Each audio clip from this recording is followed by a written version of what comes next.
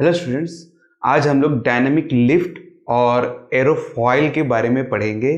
काफ़ी अच्छा टॉपिक है ये, और ये एक्चुअल में थियोरेटिकली कम थोड़ा सा, और हमको समझने के लिए थोड़ा सा ज़्यादा ये यूज़ आता है। मतलब कि हमें इसको समझना ज़्यादा अच्छे से है। थियोरेटिकली आप इसको आराम से लिख सकते हैं। अगर आपको ये टॉपिक एक बार समझ में आता है तो आप इसको लिख भी सकते हैं और इसके सर्टेन एप्लीकेशंस भी देख सकते हैं। इनके एप्लीकेशंस क्या क्या हैं, जैसे कि डायनामिक लिफ्ट मतलब कि लिफ्टिंग, ठीक है, डायनामिकली, और ठीक है, टाइम के साथ में लिफ्टिंग होना। इसका एप्लीकेशन कहाँ है? इसका एप्लीकेशन फुटबॉल में होता है। जब प्लेयर्स खेलते हैं तो आपको एक कर्व दिखाई देता होगा फुटबॉल में जब उन लोग हिट करते हैं। इसका एप्लीकेशन हमें एरोफॉयल मतलब कि आपका एरोप्लेन जब चलता है तो वो ऊपर उठता है, ठीक है, जैसे जैसे वो स्पीड पकड़ेगा वैसे वैसे वो ऊपर जाएगा। तो ऐसा क्यों है? ऐसे काफ़ी सारी चीज़ें हैं। क्रिकेट खेलते टाइम पे बॉल को जब फेंका जाता है तो वो स्विंग हो जाता है। ऐसे काफ़ी सारी एप्लीकेशन। इसका रीज़न क्या है, बिहाइंड इसके रीज़न, मतलब इसके पीछे क्या रीज़न है, इसको हमको समझना है अच्छे से। चलिए स्टार्ट करते हैं अपने इस वीडियो को और समझते हैं। ठीक है, बहुत ही सिंपल सा है। मान लीजिए कि सबसे पहले बॉल का देखते हैं, फिर उसका एरोफॉयल का देखेंगे। ठीक है, तो मान लीजिए कि हमारे पास में एक बॉल है। ये हमारा बॉल हो गया। ओके, अब इस बॉल को सबसे पहले जो पर्सन था क्रिकेट वाला, उसने इसको सीधा सीधा फेंक दिया। ठीक है, मतलब इस पे कोई स्पिनिंग का ऐसा कोई खेल अभी तक नहीं खेला उसने। इसने क्या किया, बॉल लिया ऐसे और इसको ऐसे फेंक दिया। तो जब बॉल ऐसे लिया तो अब इसके अपोजिट में हमेशा एयर बहेगा। ठीक है, तो देखिए इस टाइप से आपका एयर का फ्लो हो रहा है, इस टाइप का। इधर से भी एयर आया होगा और ये एयर ऐसे करके इधर से गया होगा, ये एयर ऐसे गया होगा, ये एयर ऐसे गया होगा, ये एयर ऐसे गया होगा। ओके है, ठीक है। अब देखेंगे कि ऊपर वाले वेलोसिटी को आप कुछ मान सकते हैं v2 मान लीजिए, और नीचे वाले को मान लीजिए v1 मान लीजिए। ओके है, ठीक है। अभी देखेंगे कि ये जो बॉल है ऐसे जा रहा है और ये बॉल इससे टकराया है, इसकी वेलोसिटी से भी और इसकी वेलोसिटी से भी टकराएगा। अब एयर जो आ रहा है उसकी वेलोसिटी तो सेम है, बॉल जो जा रहा है उसकी वेलोसिटी भी सेम है, तो इस बॉल पे हमें कोई डिफ्लेक्शन दिखाई नहीं देगा फिलहाल में। ठीक है, इसकी वेलोसिटी और इसकी वेलोसिटी दोनों की दोनों सेम है। अभी देखिए यहाँ ट्विस्ट क्या है। ट्विस्ट ये है कि मान लीजिए कि ये बॉल हमारा ऐसे था। अब ये बॉल को जो क्रिकेटर था उसने क्या किया, बॉल को ऐसे घुमाते हुए फेंक दिया। मान लीजिए इसको ऐसे घुमाते हुए फेंक दिया होगा उसने। ठीक है, मतलब ये बॉल ऐसे घूमी और ये बॉल ऐसे घूमी होगी, ऐसे घुमाते हुए फेंक दिया। अब जब ये ऐसे रोटेट होते हुए गया होगा तो देखिए अभी भी एयर आया ऐसे, और ये एयर आया ऐसे, ये एयर आया ऐसे, और ये एयर आया ऐसे। ठीक है, अब हुआ क्या होगा, देखिए ये बॉल ऐसे घूम रही है, एयर इधर जा रहा है, ये एयर अभी इधर जा रहा है और बॉल भी इधर जा रहा है। ठीक है, तो अब इसमें होता क्या होगा, देखिए अब जब बॉल ऐसे घूमेगी तो ये देखिए ये बॉल इधर घूमी और ये एयर उल्टा गया। ठीक है, तो ये बॉल, ये एयर उल्टा गया, ये बॉल ऐसे घूम रही, तो ये वाला जो पॉइंट है, ये एयर के जो पार्टिकल्स हैं इस बॉल के साथ में टकराएंगे, और जब इस बॉल से टकराएंगे तो इस वाले एरिया में जो इसकी वेलोसिटी होगी एयर की वो कमजोर हो जाएगी, और वो ये जो कमजोर, ये ब्रेक करेगा, इसकी वेलोसिटी को ब्रेक करेगा, और इस पॉइंट पे हमें क्या मिलेगा, टर्बुलेंट फ्लो मिलेगा। क्यों मिलेगा टर्बुलेंट फ्लो? टर्बुलेंट फ्लो इसलिए मिलेगा क्योंकि देखिए इसका एक ब्रेक हुआ तो इसके कारण जो भटके होंगे जो एयर के पार्टिकल्स हैं वो टर्बुलेंट फ्लो बनाएंगे, पहला। और दूसरा इस साइड से भी बनेगा। देखिए इस साइड से क्या होगा कि ये वाले जो आपका जो बॉल ऐसे घूम रहा है और एयर पार्टिकल्स भी ऐसे आ रहे हैं, तो ये वाला पार्टिकल्स इसके साथ टच हुआ होगा और बॉल के स्पिन के कारण इसकी स्पीड बढ़ गई होगी। तो स्पीड बढ़ने के कारण यहां पास में भी हमको टर्बुलेंट फ्लो मिला है। ठीक है, इस एरिया में हमें टर्बुलेंट फ्लो मिला। अभी होता क्या है, देखिए इसमें दो तरीके से इसको समझेंगे हम लोग। सबसे पहला बर्नौली की मेथड से समझते हैं। बर्नौली की मेथड से क्या है कि देखिए इसके साथ टकराया होगा तो इसका वेलोसिटी क्या हुआ है, डिक्रीज हो गया होगा। हुआ होगा कि नहीं हुआ होगा, और इसकी वेलोसिटी इंक्रीज हो गई होगी। ठीक है, अभी देखिए होता क्या है कि इसकी वेलोसिटी डिक्रीज होने के कारण क्या हो गया होगा, इसकी वेलोसिटी डिक्रीज हो गई होगी और इसकी वेलोसिटी इंक्रीज हो गया होगा। अब इसकी वेलोसिटी इंक्रीज हो गई है, इसकी वेलोसिटी डिक्रीज हो गया है, तो जब ये वेलोसिटी यहां पास में डिक्रीज हुआ होगा, देखिए तो इसका प्रेशर क्या बना होगा, इसका वेलोसिटी जब डिक्रीज हो जाएगा तो इसका प्रेशर जो है वो क्या होगा, इंक्रीज हो जाएगा ड्यू टू द बर्नौली में हमने पढ़ा था, क्या पढ़ा था, जैसे वाटर फ्लो जो अगर होता है समझ लीजिए इस टाइप से, तो अगर एरिया को कम कर दिया जाए, ठीक है, मतलब हमको देखिए इतना ही वॉल्यूम का एयर को पास करना है। अब ऐसा होगा जब, तो अगर स्पीड बढ़ जाए, ठीक है, इसको हम लोग पिछले वाले वीडियो में देख चुके हैं वेंचुरीमीटर में, तो अगर स्पीड बढ़ जाए तो यहां का प्रेशर क्या हो जाता था, यहां का प्रेशर डाउन हो जाता था, ठीक है। तो देखिए यहां का जो स्पीड है वो घट गया है तो प्रेशर क्या होगा, इंक्रीज होगा। और यहां पास में देखिए, यहां पास क्या होगा, यहां पास में इसकी स्पीड बढ़ गई, वेलोसिटी जो है वो इंक्रीज हो गया है, तो प्रेशर क्या हुआ होगा, यहां पास में प्रेशर यहां पास में डिक्रीज हो गया होगा, हुआ होगा कि नहीं। जब प्रेशर यहां डिक्रीज हो गया है, यहां प्रेशर आपका इंक्रीज हो गया है, ठीक है, इधर का प्रेशर इंक्रीज, यहां का प्रेशर डिक्रीज, अब प्रेशर में चेंज आ गया, प्रेशर में चेंज आ गया तो ये जो बॉल है ये नीचे की तरफ जाएगा, ये ऐसे नीचे की तरफ, ये बॉल कैसे जाएगा, नीचे की तरफ। क्यों, higher pressure to lower pressure की तरफ हमें फोर्स मिलेगा, मिलेगा कि नहीं मिलेगा, मिलेगा, ठीक है। अब इसको समझिए कि इसमें न्यूटन का लॉ कहां से आया, न्यूटन का लॉ कैसे आया, इसका स्पीड ज्यादा है, इसका स्पीड कम है, तो जो हवा है वो कैसे बहेगी, ऐसे इधर की तरफ बहेगा, देखिए इधर की तरफ बहेगा ना, देखिए ऐसा फ्लो, इसकी स्पीड ज्यादा हो गई, इसकी स्पीड कम है, तो हवा जो है, जो एयर है वो कैसे आएगा, ऐसे जाएगा टर्बुलेंट के कारण। जब ये हवा ऐसे जाएगा तो due to the Newton third law, कौन सा लॉ है, थर्ड लॉ के कारण ये एयर इसको इधर धकेलेगा तो बॉल किधर जाएगा, बॉल इसको नीचे धकेलेगा, न्यूटन थर्ड लॉ के कारण। सिंपल सा कंसेप्ट है एकदम, ठीक है। अब इसमें अलग अलग टाइप के डायग्राम होते हैं, तो इस टाइप के क्वेश्चन मल्टीपल चॉइस क्वेश्चन में आता है, इसको समझिएगा। अगर ये बॉल को मैं उल्टा घुमा दूं, मान लीजिए कि ये ऐसे की जगह ऐसे घूमने लग गया और एयर अभी भी इधर से आ रहा है,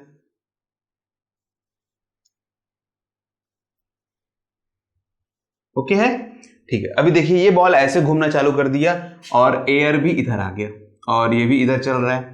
अब ये बॉल इधर घूम रहा है, एयर भी इधर ही जा रहा है, तो इसमें क्या होगा कि जो इसकी वेलोसिटी है वो क्या हो जाएगी, वेलोसिटी इंक्रीज हो जाएगा, होगा कि नहीं होगा, इधर ही बॉल घूम रहा है वेलोसिटी और एयर भी इधर जा रहा है तो वेलोसिटी इंक्रीज हो जाएगा। ये देखिए ये इधर और ये हवा इधर, तो ये वाले इसको ब्रेक करेगा और इसकी वेलोसिटी क्या होगी, डिक्रीज हो जाएगा, ठीक है। अब इसकी वेलोसिटी डिक्रीज हो गया तो होगा क्या, वेलोसिटी डिक्रीज होने से यहां का जो प्रेशर है वो क्या होगा, इंक्रीज हो जाएगा, होगा कि नहीं, इधर का प्रेशर इंक्रीज हो गया और यहां की वेलोसिटी इंक्रीज होने के कारण यहां का प्रेशर क्या होगा,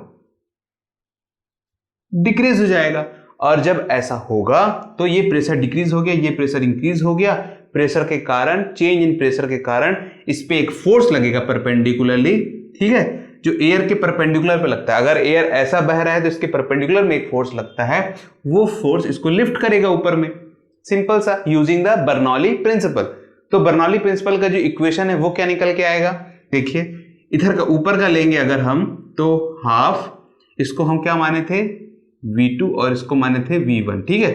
तो इधर का क्या बनेगा, सबसे पहले देखिए ऊपर का नीचे का देख लेते हैं P1 वाले टाइम पे, तो ये P1 हो गया और ये P2 प्रेशर मान लीजिए, ठीक है। नीचे का ले लेते हैं तो ये बनेगा P1 प्लस, इसमें बहुत ज्यादा आपका हाइट में डिफरेंस नहीं होने के कारण पोटेंशियल एनर्जी को हम सेम ले लेंगे, plus half rho V1 square, ठीक है। पोटेंशियल एनर्जी का भी नहीं ले रहे हैं हम क्योंकि दोनों में बहुत ही कम डिफरेंस रहता है, तो इसमें पोटेंशियल एनर्जी उतना ज्यादा वर्क नहीं करेगा और नेग्लेक्ट कर देंगे हम उसको। P2 plus half rho V2 square, okay है, ठीक है। अब चेंज इन पोटेंशियल एनर्जी, अभी देखिए इसमें किस टाइप से लेना है हमको, P1 को P2 से करेंगे, P2 को P1 से करेंगे, तो प्रेशर कहां का ज्यादा है, प्रेशर आपका इंक्रीज है नीचे का, ठीक है। तो higher pressure to lower pressure, तो मतलब P1 माइनस P2 कर लीजिएगा, ठीक है। हायर में से लोअर करेंगे तब तो पॉजिटिव वैल्यू मिलेगा और इसको उधर शिफ्ट कर दीजिए, तो half rho V2 square minus half rho V1 square, तो आएगा formula half rho V2 square minus V1 square, this is the formula और this is the pressure difference, ठीक है। तो अगर आपको वेलोसिटी मालूम है दोनों का, तो आप अगर इसका नीचे और ऊपर का वेलोसिटी अगर आप जानते हैं तो आप आराम से प्रेशर जो डिफरेंस मिल रहा है वो आराम से निकाल सकते हैं। इसके ऊपर एक छोटा सा न्यूमेरिकल भी है, उसको भी हम लोग करके देखेंगे, ठीक है ना। बहुत सिंपल सा है। अगर बॉल ऐसे रोटेट किया तो कैसा होगा, अगर ऐसे रोटेट किया तो ऊपर का प्रेशर इंक्रीज हो जाएगा, नीचे का डिक्रीज हो जाएगा। और बॉल अगर ऐसे रोटेट किया तो नीचे का प्रेशर इंक्रीज और ऊपर का प्रेशर डिक्रीज हो जाएगा। इसको सिंपल कंसेप्ट में समझा जा सकता है कैसे, देखिए बॉल जिधर रोटेट करेगा, देखिए बॉल जिधर रोटेट करेगा उसी साइड में अगर एयर का फ्लो है, सेम जिधर बॉल का रोटेशन उधर ही एयर का फ्लो, तो pressure decrease, velocity increase. Opposite में रहेगा अगर, देखिए फ्लो जिधर बॉल का घूम रहा है और वेलोसिटी उसके ऑपोजिट में है, ऑपोजिट में होने के कारण वेलोसिटी डिक्रीज, प्रेशर इंक्रीज। यहां पास में भी समझिए, बॉल इधर घूमा, वेलोसिटी इधर, तो उल्टा हो गया तो वेलोसिटी डिक्रीज, प्रेशर इंक्रीज। इधर देखिए ये ऐसे घूमा, वेलोसिटी भी इधर ही आया, same direction, velocity increase, pressure decrease, ठीक है।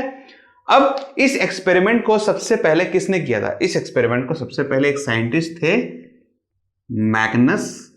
तो इनके नाम पे इस इफेक्ट, इसके जो बॉल में जो लिफ्टिंग मिल रही थी, डायनामिक लिफ्टिंग, इसको बोला गया मैग्नस इफेक्ट। अब जिस साइंटिस्ट ने इसके ऊपर काम किया है तो उनका नाम देना तो बनता ही है, तो इसलिए इसका नाम पड़ा मैग्नस इफेक्ट, ठीक है ना। बहुत ही सिंपल सा है एकदम। अब इसको समझिए कि एरोफॉयल जो है वो कैसे वर्क करता है, ठीक है, ठीक है। अभी आपको मैं एक चीज और दिखाता हूं। देखिए होता क्या किस टाइप से है, इस पे एक और लॉ लगता है, ठीक है। इस वाले में एक और लॉ लगेगा, उसको समझिएगा आप थोड़ा सा, और यही कंसेप्ट आपका एयरफॉयल में भी आपको मिलेगा, ठीक है। होता क्या है कि ये थोड़ा डायग्राम अच्छा नहीं दिख रहा है, इसमें बताता हूं आपको। होता क्या है, देखिए जब बॉल ऐसे घूमेगा, ठीक है ना, जब बॉल ऐसे घूमेगा तो होगा क्या कि जब ये ऐसे घूमेगा और ये वाला भी इधर घूम रहा है, तो ये क्या करेगा, बॉल जब इससे थोड़ा सा लिफ्ट होगा ऊपर की तरफ, ठीक है, तो यहां की जो एयर का जो फ्लो है, ठीक है, एयर के जो स्ट्रीम दिख रहा है आपको, ये एयर का इस टाइप से स्ट्रीम लाइंस में से चल रहे हैं, ठीक है। तो इसको ये हल्का ऊपर धकेलेगा, ठीक है। जब ये ऊपर हल्का धकेलेगा तो इसका ये जो एयर का जो स्ट्रीम फ्लो देख रहे हैं, इस पे आपको कंप्रेशन मिलेगा। क्या मिलेगा? कंप्रेशन, ठीक है, कंप्रेस होगा। अब ये जब ऊपर जाएगा, ये कंप्रेस होगा थोड़ा सा, तो इस एयर के मुकाबले इस एयर को थोड़ा ज्यादा दूर से ट्रैवल करना पड़ेगा, ठीक है। अब इसको ज्यादा दूर से ट्रैवल करना है और इस पॉइंट पे दोनों को सेम टाइम पे पहुंचना है, मान लीजिए डेल्टी टाइम पे पहुंचना है, ठीक है। फिर समझिएगा, जब ये इसको इधर धकेलेगा और इसको भी इधर धकेलेगा, तो ये इसको ऐसे कंप्रेस करेगा ऊपर में, ठीक है। जब ये इसको ऊपर ऐसे कंप्रेस करेगा तो इसका ये थोड़ा सा जो आपका बॉल है ये हल्का लिफ्ट होगा, ठीक है। अब ये लिफ्ट क्यों होगा इसको समझिएगा, ये हल्का से जब लिफ्ट होगा, ठीक है, तो ये ऊपर में हल्का कंप्रेस करेगा तो ये थोड़ा सा ज्यादा ट्रैवल करेगा। जब ये एयर ज्यादा ट्रैवल करेगा और इसको यहां पास में पहुंचना है सेम टाइम पे, तो ये वेलोसिटी, ये जो स्ट्रीम लाइन है, ठीक है, ये क्या करेगा, इसका अपना स्पीड बढ़ाएगा, ठीक है। क्या करेगा, ये अपनी स्पीड बढ़ाएगा, क्योंकि इसको यहां सेम टाइम पे पहुंचना है, इसने ज्यादा डिस्टेंस ट्रैवल करना है, तो क्या करेगा, इसने अपना स्पीड को बढ़ा दिया।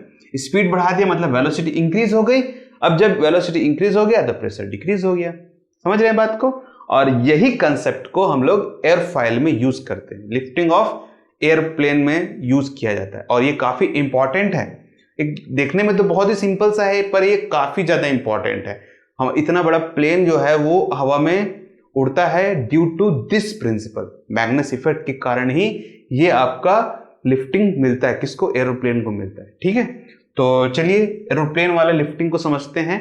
आई होप आपको ये कंसेप्ट अब क्लियर हो गया होगा, ठीक है। ये फॉर्मूला काफी काम का है, प्रेशर का डिफरेंस वाला, तो ये न्यूमेरिकल में हमारे काम आएगा, ठीक है। तो इसको भी नोट डाउन कर लीजिएगा, P1 - P2 is change in pressure, okay है, ठीक है।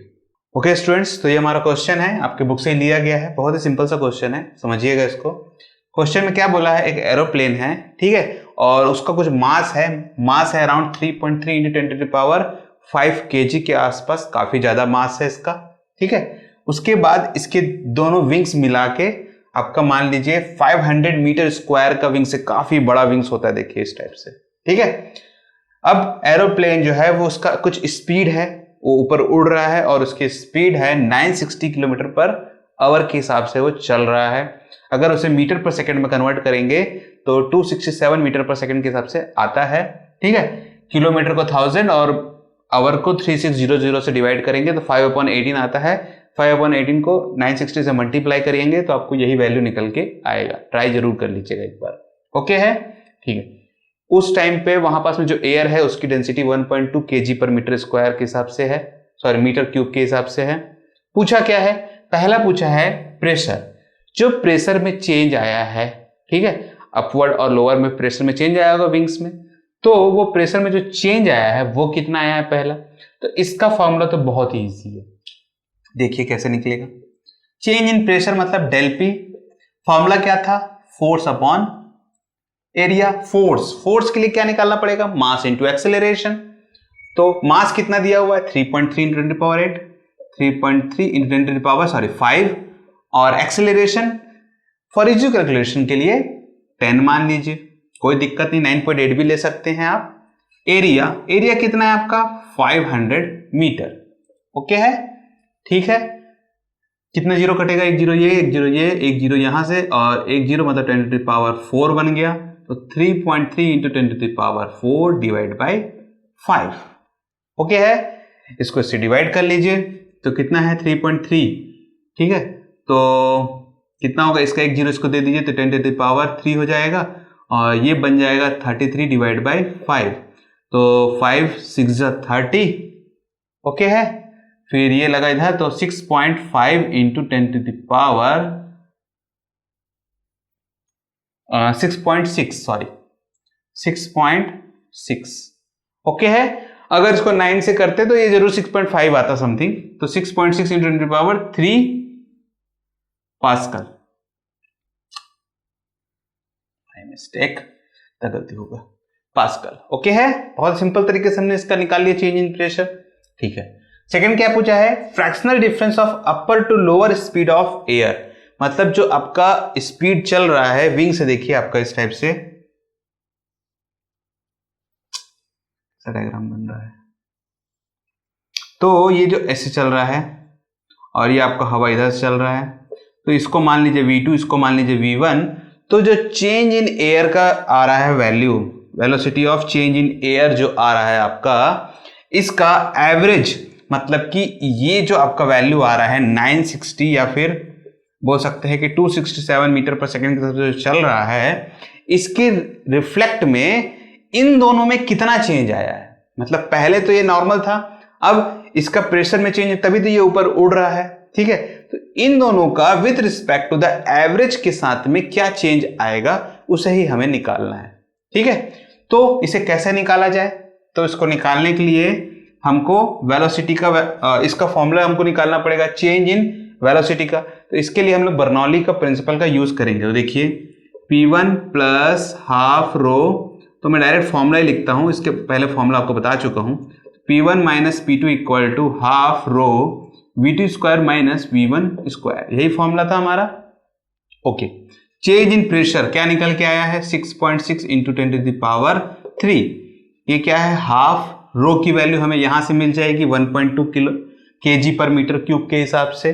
ठीक है, तो इसको आप लिख सकते हैं 1.2 इंटू 10 टू द पावर,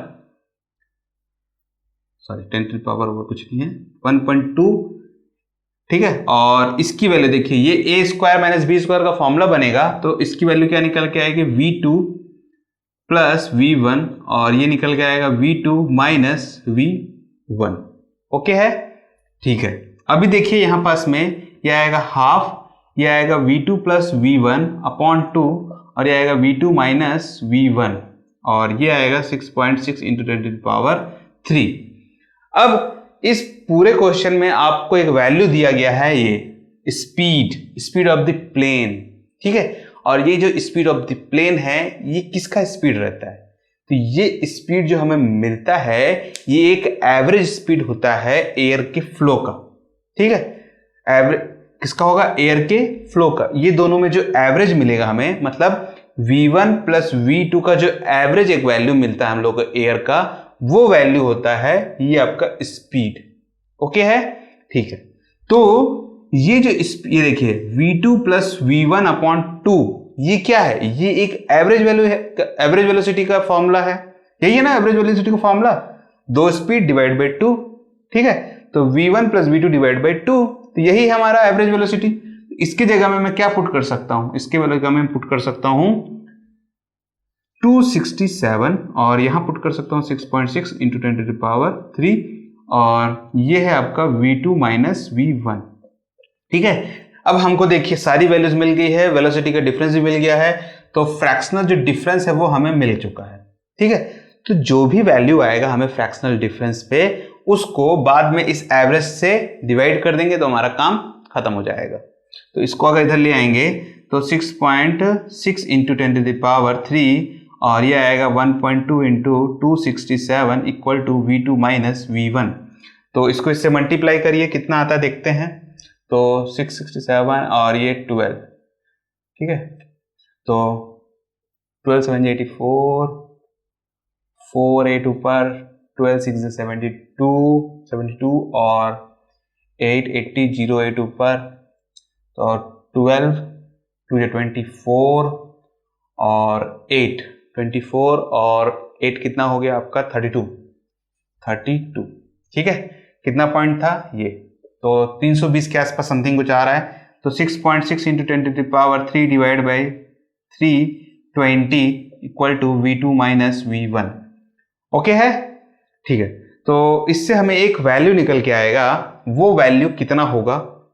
तो अगर इसको मैं अंदर डालता हूं तो कितनी आएगी इसकी, इसको अगर मैं क्लियर करता हूं तो देखिए इसकी वैल्यू कितनी आती है 6, और इसका एक जीरो लगा यहां और इसके 2 जीरो दिया, तो 6600 और ये आएगा 320, तो 0 0 कैंसिल, और ये 2 से जाएगा तो 2 16 जा, और ये 2330।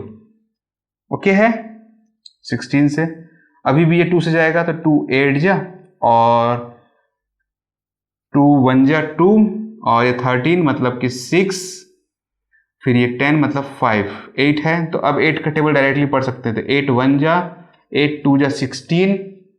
ओके है, तो इसका 5 है तो मतलब 0 50 फॉर आएगा 8 8 5 जा 48 6 जा 48, तो 20.6 समथिंग कुछ हमारी वैल्यू निकल के आ रही है। तो V2 माइनस V1 की जो वैल्यू निकल के आई वो 20.6 समथिंग कुछ आ रही है, ठीक है। मतलब जो भी हमारा वेलोसिटी का वैल्यू होगा उसके जो चेंज आया है, ठीक है, वो चेंज 20.6 का आया है। अब ये चेंज हमको एवरेज से डिवाइड करना है, तो हमें ये पता चल जाएगा कि दोनों में जो फ्रैक्शनल डिफरेंस है वो कितना आ रहा है, ठीक है। तो इसको दो तरीके से किया जा सकता है। तो इसको एक और तरीका भी है, इसको एक तरीका और क्या है कि आपको एवरेज वेलोसिटी के लिए एक फॉर्मूला दिया गया है यहाँ पास में, देखिए V2 plus V1 upon 2 average velocity का फॉर्मूला होता है, और एवरेज वैल्यू आपको 267 दे दिया है। तो आप इसको चाहें तो ऐसा भी कर सकते हैं कि V2 plus V1 equal to 267 into 2 कर सकते हैं, ठीक है। अगर इस फॉर्मूले का यूज आपको नहीं करना, पर ये फॉर्मूला फिर भी आपको यूज करना ही पड़ जाएगा। तो इसकी जो भी वैल्यू आएगी -534 समथिंग कुछ निकल के आती है, इसको मैंने किया था कॉपी में अपने। तो ये V2 प्लस V1 आ गया और ये V2 माइनस V1 की वैल्यू आ गई। इन दोनों को आप एडिशन करेंगे तो V1 और V1 कैंसिल हो जाएगा, 2 V2 की वैल्यू निकलेगी तो V2 की वैल्यू निकल जाएगी अलग से और V1 की वैल्यू निकल जाएगी अलग से। इन दोनों को अगर आप इक्वेट करेंगे और जो वैल्यू निकल के आएगा आपको, उसमें से आप दोनों को माइनस करेंगे तो आपको एग्जैक्टली यही वैल्यू निकल के आने वाला है। पर इस तरीके से आपको अपर एयर और लोअर लेयर दोनों का क्या निकल के आ जाएगा, वेलोसिटी निकल के आ जाएगा। तो इसमें नहीं बनाते हैं अपन, मैं एक नोट्स बनाया हूं, उस नोट्स में आपको इन दोनों की वैल्यू भी मिल जाएगी, मेंशन कर दूंगा मैं उसमें, ठीक है। और दोनों का जो डिफरेंस आएगा तो उस डिफरेंस को आप इससे रिलेट करेंगे तो आपको यही डिफरेंस मिलने वाला है, ओके है। अब ये जो एवरेज वैल्यू, ये जो आपको डिफरेंस निकल के आया है, इसको अगर आप एवरेज वैल्यू से डिवाइड करते हैं, 267 वैल्यू से डिवाइड करते हैं, तो आपको जो वैल्यू निकल के आएगा, मतलब इसको अगर 267 से डिवाइड करेंगे तो ये नियर अबाउट 0.076 समथिंग कुछ 9 समथिंग कुछ आएगा। तो इसको लिखा जाता है 0.08 और इसको परसेंटेज के फॉर्म में लिखा जाए तो 100 से मल्टीप्लाई, तो ये वैल्यू 8% के आसपास निकल के आता है, मतलब कि अपर और लोअर जो वेलोसिटी है, दोनों का वेलोसिटी में जो प्रेशर का जो एयर का फ्लो का जो डिफरेंस है वो टोटल 8% का डिफरेंस आएगा। ठीक है, बहुत सिंपल सा है, ज्यादा कुछ है नहीं इसमें। मेन यही है कि जो डिफरेंस देखना था वो कितना डिफरेंस आया, जिसके कारण पूरा एरोप्लेन जो है वो लिफ्ट हो गया ऊपर और ऊपर आराम से उड़ रहा है। यही हमको चेक करना था। ठीक है, तो बहुत ही छोटा सा था न्यूमेरिकल, इसमें ज्यादा कुछ नहीं है। कैलकुलेशन पार्ट ज्यादा रह जाता है आजकल, और समझने वाली चीजें थोड़ी सी मेन रहती हैं आपको, क्योंकि कैलकुलेशन पार्ट में तो अगर मैं करूंगा तो फिर 1 घंटा भी कम पड़ जाएगा, एक एक चीज अगर कैलकुलेट करके आपको दूंगा तो। ठीक है, और अगर मेरा कैलकुलेशन बहुत अच्छा हुआ तो शायद जल्दी भी हो जाए। ठीक है, तो वो प्रैक्टिस के ऊपर में है। जब हम लोग प्रैक्टिस करते हैं तो जल्दी जल्दी हो जाता है, जब हम बोर्ड में बनाते हैं तो उतना फास्ट नहीं हो पाता है। ठीक है, तो इसको आप ट्राई करिएगा घर में भी, तो जितना जल्दी हो सके आप भी ट्राई करिएगा। बार बार प्रैक्टिस करेंगे तो आप ही का फायदा होगा, जिससे आपको एग्जाम में फायदा मिलने वाला है। तो इस टॉपिक को अब यहीं क्लोज करेंगे। आई होप आपको भी टॉपिक समझ में अच्छे से आ गया होगा। ठीक है, कोई डाउट आएगा तो कमेंट सेक्शन में जरूर पूछिएगा। किसी भी पॉइंट पे अगर आपको डाउट आता है तो कमेंट सेक्शन में पूछ दीजिएगा। और अगर आपको समझ में नहीं आ रहा है कि क्वेश्चन को कैसे लिखूं, तो उसका एक स्क्रीनशॉट बनाइए और उसको मेरे फेसबुक के पेज में अपलोड कर दीजिए। जो पेज मैंने बनाया है आपको डिस्क्रिप्शन में मिल जाएगा, उस पर अपलोड कर दीजिए। उसके ऊपर भी हम लोग चर्चा कर लेंगे कि यहाँ पास में ये ऐसा क्यों हुआ है। बहुत लोग को दिक्कत होता है कि जो क्वेश्चन है उसको पूछे कैसे, तो पूछने का सिंपल सा तरीका है कि यही मैंने बनाया है फिलहाल में, कि आप उसका स्क्रीनशॉट लीजिए, उस पर मार्क करिए और उसको कमेंट के थ्रू फेसबुक के मेरे पेज पे डाल दीजिएगा। तो उसके ऊपर मैं आपको कमेंट के थ्रू डिस्क्राइब कर दूंगा कि ये ऐसा क्यों हुआ है। ठीक है, तो इस वीडियो को अब यहीं क्लोज करेंगे। अगर ये वीडियो आपको पसंद आए तो इसे लाइक और शेयर जरूर कर दीजिएगा। और अभी तक हमारे चैनल से आप नहीं जुड़े हैं या आप नए हैं हमारे चैनल में, सब्सक्राइब करना बिल्कुल भी ना भूलें। Thank you for joining this video. आपका दिन शुभ रहे।